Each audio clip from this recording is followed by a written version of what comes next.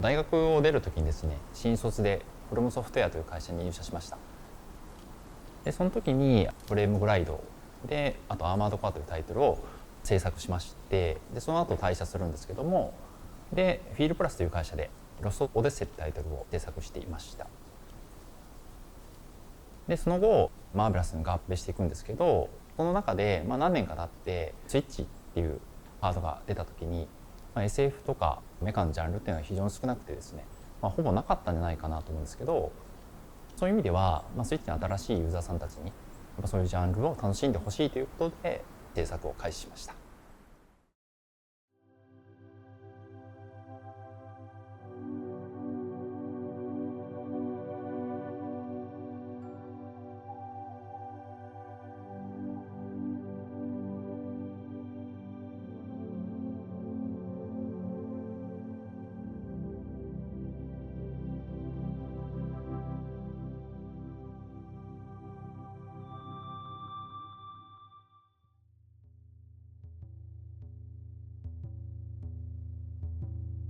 新しい技術にあるとか、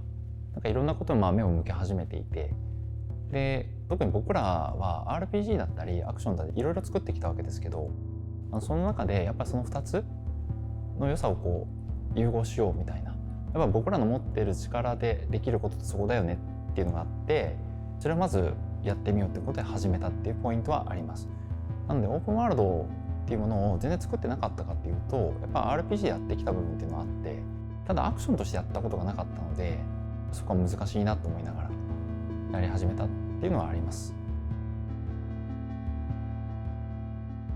アーセナルは今回こだわってるポイントとして、全部って言えば全部なんですけど、メカが小型化していくにしてもやっちゃいけないなっていうのは、前作からの流れでデザインとしてやっぱ変えちゃいけないところは守りましょうっていうのが当然あって、同じ流れのものですから。でその上でじゃあ何を新しくするかっていう時に、武器であったり技術が進歩した形っていうところでデザインを変えていまして、そういったことをたくさんやってます。そういう中でいうと開発のアートディレクターの方から、いくつか書いてほしいっていうのもあったんで、僕自身も書いてたりするんですけど、川森さんにやっぱり作っていただいたコンセプト、ここを大事にしながら広げてます。でやっぱり機能として今回は人間が着てるっていうのを前作よりもやっぱり強化していますので、そこのところでじゃあどういう機能があるんだろうねっていうのを最初の設定時点でやっぱりかなり現場とみんなで話しながら作っていったので、そういった意味ではいいデザインになったし、かっこいいメカになったんじゃないかなと思います。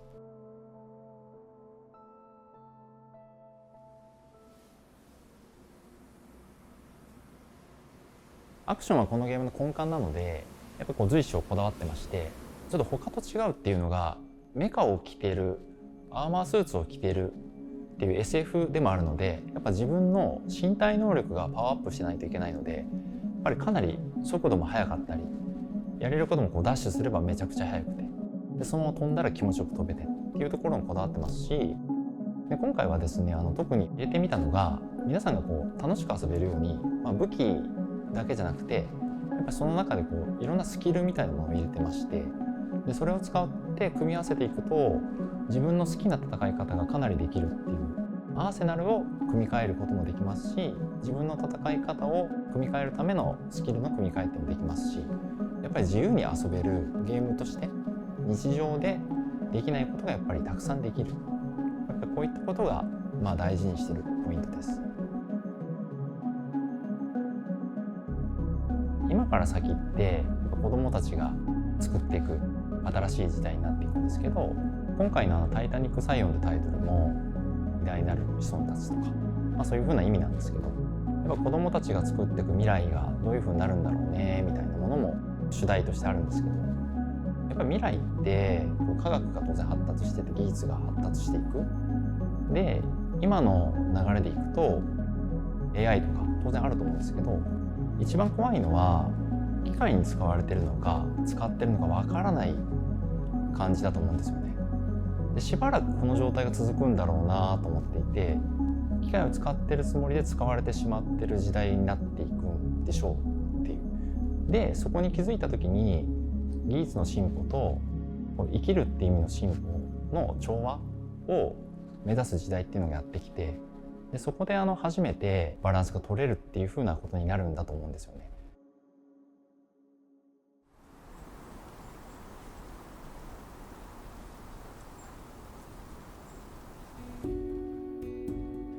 ゲームを作ってるとですね、やっぱ PC と向き合ってる時間がすごく長くてですね、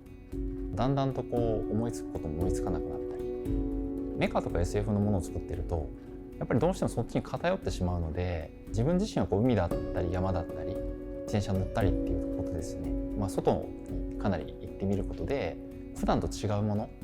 をたくさん見ることで思いつくものっていうのは多くなります。特に人との触れ合いであるとか調和みたいなものって多分すごく大事だと思うので、その時に偏った方だけよりはバランスをとっていろんなものに触れたいなと思って、そういうところに行くと新しいことを思いついてするっていうのはあります。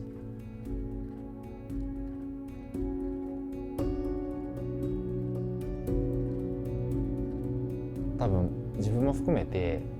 どう未来が変わっていくのかであるとか、どういう技術が僕らにとってプラスなのかみたいなものをあまり考えずに多分使っているんだと思うんですよ。インターネットとかでも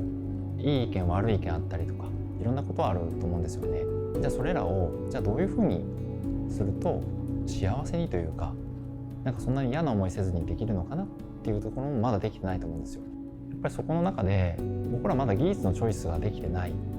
でそれができるようになるにはその前に自分たちの生きてる環境、これをよく考えないと、うまくいかないだろうなと思っていて、どちらも大切にするっていうことをまずバランスを取るっていうことですかね。いろんな人の意見ってバランス取らずにどっちかみたいな話あるじゃないですか。でも結果年を取ってった方とかいろんな方の話を聞いてるとものすごくバランスが大事になってる。でみんなそこに行き着くまで年を食っちゃうっていうのがあって、僕らの生きてる間にとか親世代が生きてる間に若い世代にバランスが大事なんだよっていうことが伝わっていくような社会になっていくことの方が大切なのかなと思います。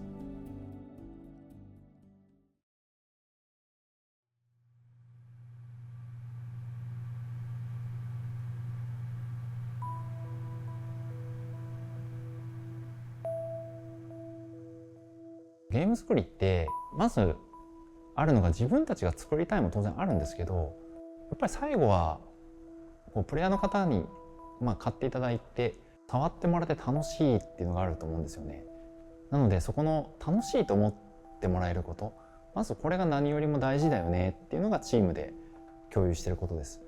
でそれがあった上でじゃあ自分たちはどこにこだわるんでしたっけって言った時に、楽しいのを生み出すためには自分たちも楽しまなきゃいけないですし、じゃあそのために僕らがやることで技術を身につけなきゃいけなくて、今度アクションだとやっぱ触り心地ですよね。1フレームの単位でも触っててやっぱり気持ちよくないとかテストっていうのはすごくやりますし、今回でも空を飛ぶ時に最初闇雲にただ速かったりした時に操作できないんですよね。で操作できない速度っていうのは楽しくないよね。でも今度装備を変えた時にじゃあすごく速くなる、逆にすごく遅い。でもそれはプレイヤーの人のチョイスだと思うので、やっぱりそれができることで、もう一つゲーム作りにおいて近年ですけど、ゲームって自分の中では選択肢の集合体なんですね。選択肢が至るところにあってそれを選んでそれが正解だったから達成感が得られる。選択肢がないものってやっぱりゲームとしてはなかなか成立しづらいですし、達成感がないものってやっぱりやりたくないと思うんですね。いろんなものを含めてある形、やっぱこれができること、いつも言ってることですけど、やっぱゲームって自分がプレイしていてやっぱり楽しくなれる入力デバイスとのやり取りなので、やっぱそういう部分はすごくプログラマーと細かく、特にテストプレイしてる時に4フレほど気持ち悪いみたいな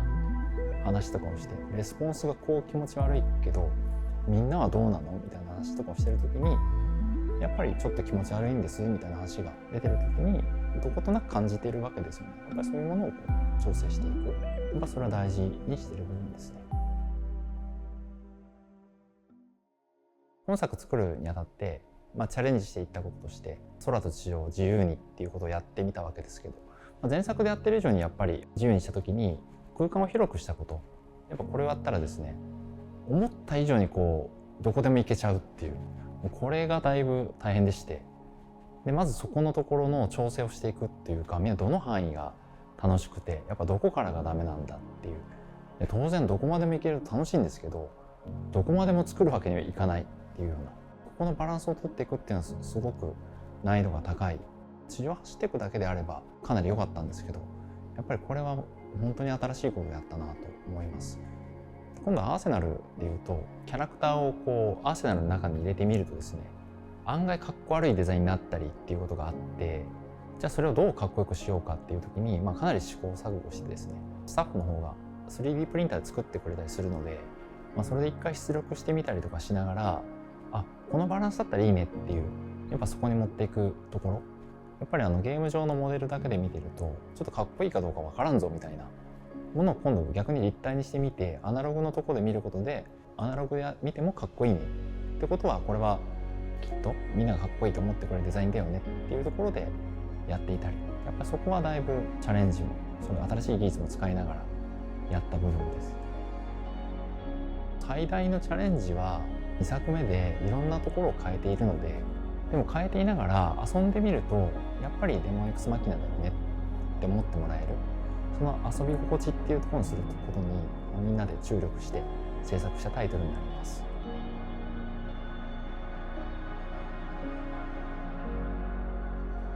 自分自身のクリエイターとしての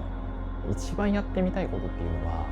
将棋とか麻雀みたいなゲームを作りたいっていうのがあって、1000年も残ってるとかこの先も残り続けるじゃないですか。デジタルのゲームっていうのはやっぱり技術の進歩とともにあるわけですけど、それに頼ってるがゆえにやっぱりなくなっていく、運命にあるもの当然あるので、ずっと残り続けるものっていうのを作ってみたいなとは思ってます。じゃあそれを達成するために何ができるかなって思うんですけど、一つずつやったことのないことっていうのをやっていこうとはしています。マーベラスっていう会社のところで言うと、いろんな方にですね知ってほしいと思ってるんですね。やっぱ当社のタイトルって愛してほしいっていうのは当然あります。そのためにじゃあ僕らにできることっていうのは、やっぱ楽しいゲームを作り続けること、それをやっていきたいなと思ってます。